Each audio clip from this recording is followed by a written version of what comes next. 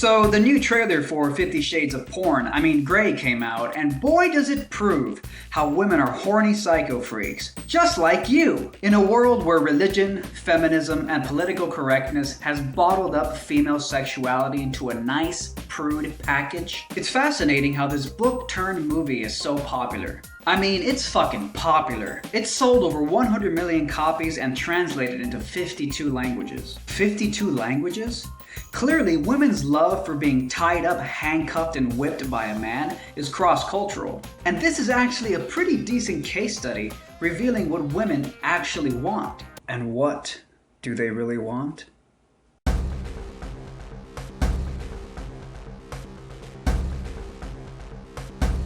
Okay, maybe not all women, but at least 100 million who bought the book, and probably a lot more. But how does society reconcile these mixed signals? Well, a lot of feminists despise the book, because according to one blogger, quote, "After reading 50 Shades of Grey, I am deeply afraid that this type of relationship will be viewed as the romantic ideal for women, and I consider that to be extremely dangerous."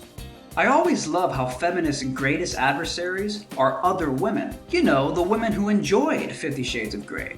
The women who aren't ashamed of their femininity. Because at the end of the day, we all know feminism is actually anti-woman because it encourages women to abandon their femininity in exchange for masculinity by mimicking what men do. For feminists, women's liberation looks something like this.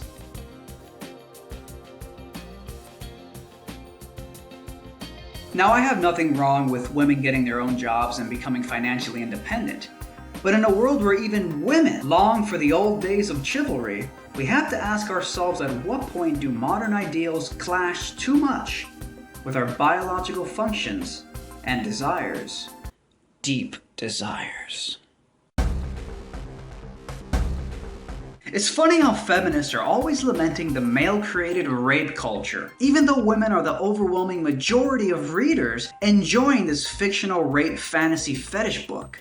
If anyone's responsible for the rape culture, go blame the women who contributed to the 100 million plus book sales. Oh, but the silly feminist hypocrisy deepens. Beyoncé actually created the exclusive theme song for the 50 Shades of Grey movie. Here's a soundbite of her moaning/singing for the new song.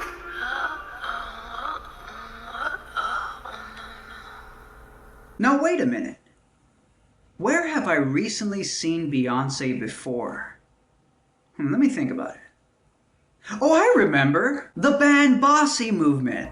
You know, that old Orwellian campaign designed to ban the word bossy in order to empower young girls.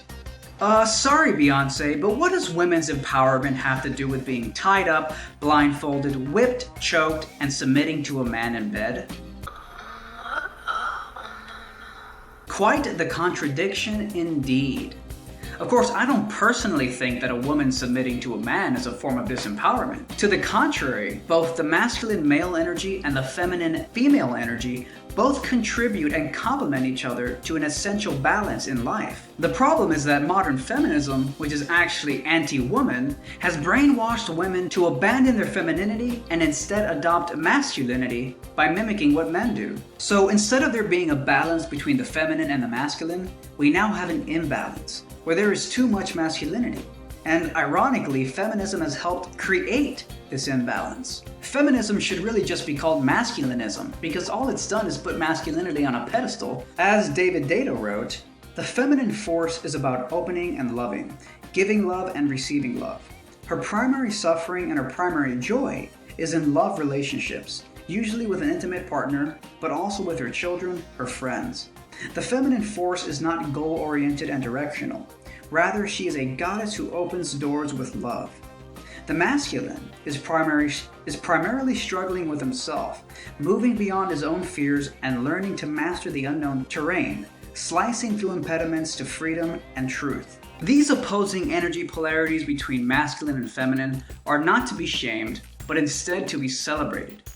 because together they create the complement and the interdependence that is far more empowered than simply an imbalance towards one or the other. Movies like 50 Shades of Grey add to the pre-existing confusion that men have to deal with in society. The mixed signals can be disorienting for some men, who one minute are told by Disney movies to be gentle and chivalrous, yet the next minute are watching 50 Shades of Grey with their girlfriends having a panic attack in a theater. It's the age-old question. What do women want? Really want? This book-turned-movie may provide some answers. The 50 Shades of Grey movie is set to be released on Valentine's Day, of course, which means a global audience of women will go home that night pretty disappointed their boyfriends aren't hot millionaire control freaks with a passion for choking, whipping, and handcuffing.